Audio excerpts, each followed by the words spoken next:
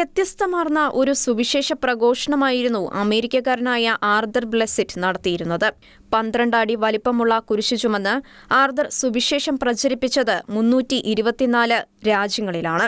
1969 ആരംഭിച്ച ഈ യാത്രയിൽ ആർതർ കാൽനടയായി താണ്ടിയത് 69,748 കിലോമീറ്ററുകളാണ്. ലോകത്തിലെ ഏറ്റവും ദൈർഘ്യം കൂടിയ നടത്തം നടത്തിയ വ്യക്തി എന്ന നിലയിൽ ആർതറിനെ തേടി ഗിന്നസ് വേൾഡ് റെക്കോർഡും എത്തിയിരുന്നു. 1969 ഹൈവേയിലും റോഡ് സൈഡിലുമെല്ലാം സുവിശേഷം പ്രഘോഷിക്കാൻ യേശുവിന്റെ വിളി ലഭിച്ചതിനെ തുടർന്നാണ് ഹോളിവുഡിൽ നിന്നും ആർതർ തന്റെ യാത്ര ആരംഭിക്കുന്നത്.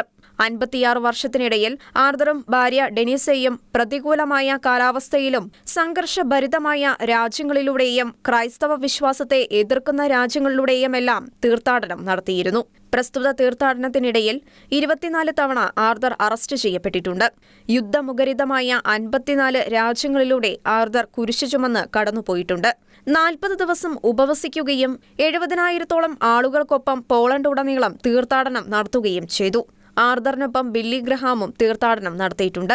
വിശുദ്ധ ജോൺ പോൾ രണ്ടാമൻ പാപ്പ ആർതറിനെ റോമിലേക്ക് ക്ഷണിക്കുകയും ആദരിക്കുകയും ചെയ്തിരുന്നു.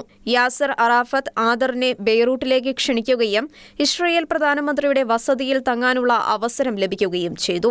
Iraq, north Korea, Iran, Afghanistan, Somalia, Sudan, Russia, China, south Africa, Lebanon, Saudi Arabia, India, Antarctica, Palestine, Israel, Cuba, Libya, Yemen, Vietnam, Mongolia തുടങ്ങിയ രാജ്യങ്ങളിലൂടെയും ആർതർ തീർത്ഥാടനം നടത്തി. 2008 ആർതറിന്റെ കുരിശിന്റെ ഒരു ചെറിയ കഷ്ണം ബഹിരാകാശത്തും എത്തിച്ചിരുന്നു. 2012 മെയ് 22 മുതൽ ജൂൺ 26 വരെ ആർതറിന്റെ കുരിശിന്റെ ചെറിയൊരു ഭാഗം സ്പേസ് എക്സിന്റെ സഹായത്തോടെ ഭൂമിയുടെ ഭ്രമണപഥത്തിൽ ചരിച്ചിരുന്നു. ഓരോ തീർത്ഥാടനവും പൂർത്തിയാക്കുമ്പോൾ യേശു ചെയ്തു എല്ലാ മഹത്വവും ദൈവത്തിന് എന്ന് ആർതർ ആവർത്തിച്ചിരുന്നു. 56 വർഷം നീണ്ട തീർത്ഥാടനത്തിനൊടുവിൽ 84-ാം വയസ്സിലാണ് ആർതർ ഈ ലോകത്തോട് വിട പറയുന്നത്. ഭാര്യയും 7 മക്കളും 12 കൊച്ചുമക്കളുമാണ് ആർതറിനുള്ളത്.